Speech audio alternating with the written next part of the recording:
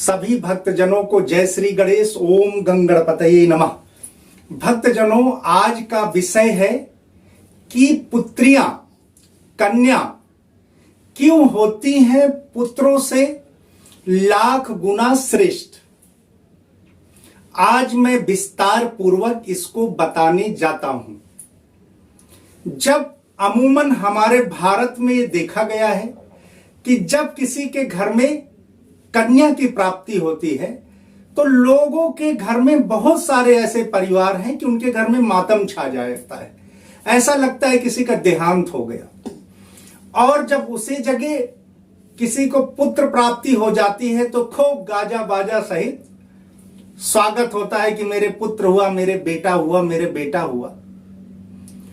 आज मेरी एक कहानी सुन करके आप लोगों को सोचने में विवश होना पड़ेगा कि जो व्यक्ति, जो पिता कन्या रत्न पैदा होने पे उदास होता है, माता लक्ष्मी जीवन में कभी भी उसके गृह में प्रवेश नहीं करती हैं। जो पिता कन्या रत्न होने पर प्रसन्न रहता है, प्रसन्न होता है और उसी प्रकार से बिहेवियर होता है, उसी प्रकार से बिहेव करता है, उसी प्रकार से लोगों को दान दक्षिणा देता है जिस प्रकार से पुत्र के होने पर, ऐसा व्यक्ति जीवन में ऐश्वर्य का मालिक होता है। ऐसा क्यों है मैं आज आपको बताऊंगा। हिमालय राज की पुत्री माता पार्वती, समुद्र राज की पुत्री माता महालक्ष्मी, माता लक्ष्मी विष्णु की पत्नी, भगवान विष्णु की पत्नी, उसी प्रकार से ब्रह्मा जी की पत्नी सरस्वती, ये तीनों देवियां हैं कौन? एक माता पार्वती जो शक्ति स्वरूपा है, शक्ति की दात्री है, जिनके बिना शक्ति संभव ही नहीं है, व्यक्ति शक्तिहीन हो जाता है। उसी प्रकार से माता लक्ष्मी के बिना व्यक्ति ऐश्वर्यहीन हो जाता है और माता सरस्वती के बिना व्यक्ति बुद्धि और विवेक से हीन हो जाता है। तो जब तीनों देवियां ही हमारे ब्रह्मांड का जो आधार है, वही शक्ति आधार है, संपन्नता का आधार है, दिव्यता का आधार है, तो बिना कन्या के आप कैसे ऐश्वर्यवान बनेंगे। और देखिए, हमारा जो पुरातन संस्कार है, उपनयन संस्कारों में भी लिखा गया है कि कन्या का पैर पूजन करने से करोड़ों यज्ञों के बराबर फल प्राप्त होता है। जिसने कन्या के पैरों का पूजन कर लिया, उसके विवाह में पैपूजी कर लिया, उस व्यक्ति के ना जाने कितने जन्मों के पाप अनायास ही धुल जाते हैं। नंबर एक बात। अब मैं एक बहुत छोटी सी पौराणिक कथा आपको सुनाता हूं। बहुत जमाने पहले की बात है। एक सेठ साहूकार धनी था। बहुत ध्यान से सुनिएगा, आपके आज मतलब की चीज बताने जा रहा हूं। सेठ साहूकार धनी था, उसके पास बहुत पैसा था। उसको प्रथम पुत्री की उत्पत्ति हुई। अब सेठ साहूकार नाराज कि हमको जो है पुत्री को, बड़ा कंजूस था, हमको पुत्री की शादी में धन देना पड़ेगा। और वो पुत्री के साथ बिहेव भी अच्छा नहीं करता था, पुत्री से नाराज रहता था, उसको शिक्षा भी नहीं उसको दिलाने के लिए भेजता था। अब कुछ समय बाद, लगभग 3 वर्ष बाद, उसी सेठ साहूकार को पुत्र की प्राप्ति हुई। और पुत्र के प्राप्ति होने पर उसने खूब गाजा बाजा सहित खूब जो है ढोल मंजीरा बजा करके खूब उसका स्वागत किया पुत्र का। उसके बाद कहते हैं ना कि व्यक्ति के जीवन में लक्ष्मी और यौवन हमेशा नहीं रहता है।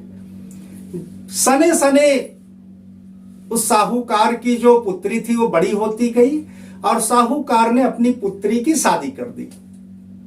और जैसे पुत्री निकली वैसे ही घर में परेशानियां और दरिद्रता माता आती गई। मतलब जैसे ही लक्ष्मी निकली वैसे ही दरिद्रता माता का आना शुरू हो गया। अब एक टाइम ऐसा आया कि वो सेठ साहूकार ने अपने पुत्र की भी शादी कर दी।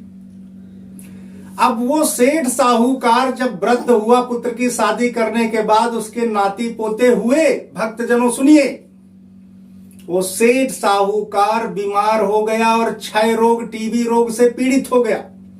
पहले के जमाने में जिसको टीबी रोग हो जाता था उसको गांव से बाहर निकाल देते थे, गांव के ही समीप नजदीक जंगल में उसको रखा जाता था झोपड़ी डाल के, और वहीं खाना पीना दिया जाता था।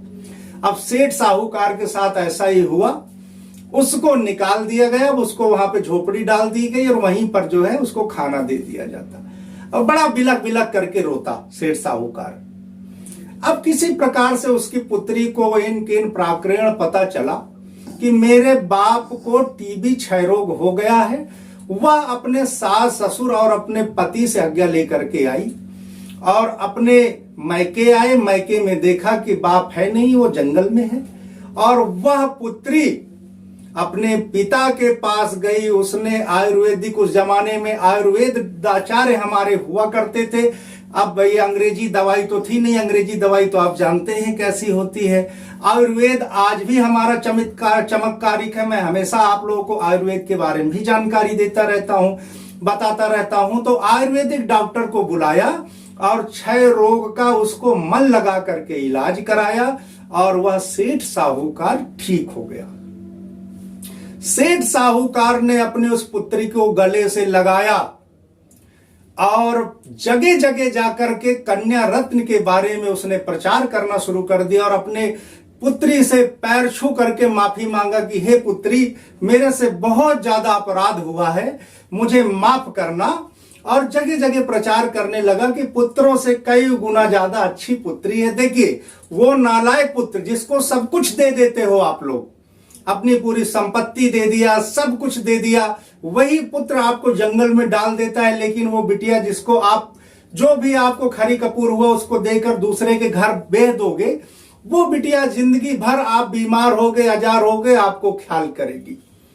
तो मेरा कहने का मतलब ये है कि आप लोगों को अगर ऐश्वर्यवान, रिद्धिवान बनना है तो कन्याओं का सम्मान करना सीखें। अगर आपके घर में कन्या रत्न पैदा होती है तो ये समझ लेना कि माता लक्ष्मी ने आपके घर में जन्म ले लिया। उनको खूब प्यार दीजिए, कन्याओं को खूब पढ़ाइए और उनको पुत्र के बराबर ही संपत्ति देकर दूसरे के घर भेजिए। कन्या को भी बराबर का अधिकार दीजिए। अगर आपके पास 10,000 रुपए है और आपके एक कन्या और 2 बेटे हैं तो आप तीनों में बराबर बराबर हिस्सा करके उनको भेजिए। इस प्रकार से आप करेंगे तो आपको भगवान हमेशा प्रसन्न रखेंगे, आप आए दिन आगे बढ़ेंगे और इस लोक के सुख भोग कर परम लोक को जाएंगे। इसका तात्पर्य यह है कि हमारी जो बेटियां हैं, कन्याएं हैं, वो पुत्रों से लाख गुना अच्छी होती हैं। आज जो मैंने आपको ये बात बताई है, ये कहां तक समझ में आई? आप सभी ज्यादा से ज्यादा कमेंट्स करें, लाइक करें और मेरे इस वीडियो को शेयर करें ताकि ये जानकारी सभी तक पहुंचे और बेल आइकन के बटन को दबाना ना भूलें। इसी के साथ भक्तों, फिर अगले दिन मिलेंगे एक नए विचार के साथ में। ओम गंगणपतये नमः।